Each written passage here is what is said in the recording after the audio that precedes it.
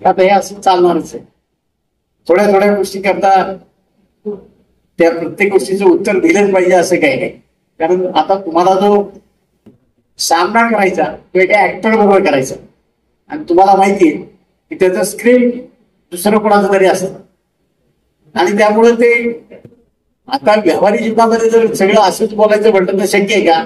नाटकामध्ये तसं बोललेलं चालतं आणि ते सगळीकडेच औरंगाबादचे असं पाहून बोलणार. पण मागचं काय? राजमुंड्री शहराच्या व्यापाऱ्यांच्या करता तुम्ही काय केलं एवढं तर राजमुंड्री शहर व्यापारी विचारतील की नाही?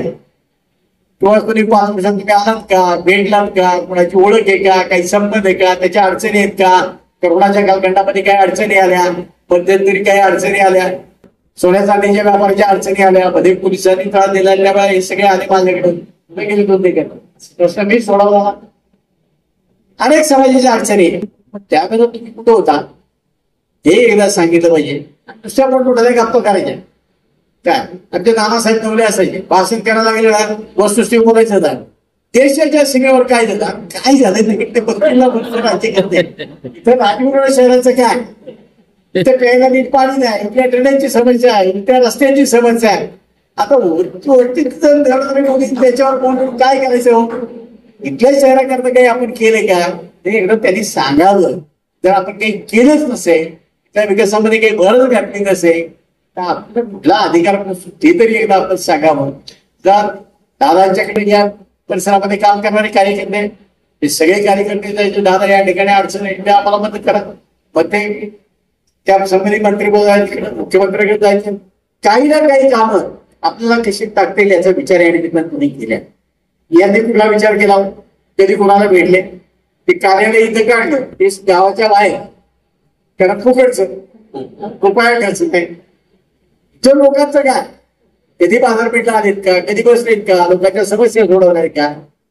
माझी आपल्या सगळ्या व्यापारी बंधूंना एक नम्र विनंती राहणार आहे, जो रोज आपल्या दुःखात आहे, आपले प्रश्न सोडवणार आहे, त्याच्याबरोबर राहिले तर आपले प्रश्न सुटणार आहेत.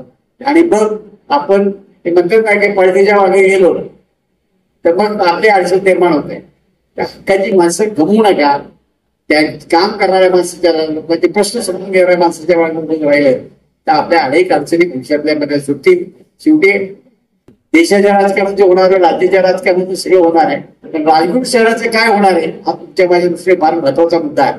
आणि त्याच्याकरता जो कोणी काम करेल त्याच्या मागे उभं राहण्याची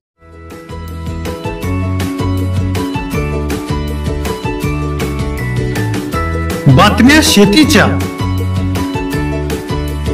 बातम्या मातीच्या, बातम्या अन्यायाच्या, गुन्हेगारीच्या,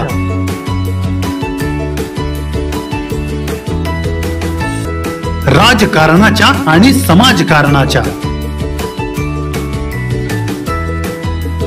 शोषणाविरुद्ध बुलंद आवाज, जनसामान्यांच्या हुंकाराची गाज, सत्कार्याला प्रोत्साहन, दुष्कृत्याला अनुशासन,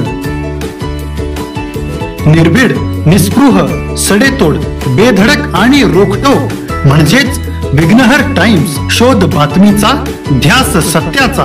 आपलं चॅनल, आपली बातमी.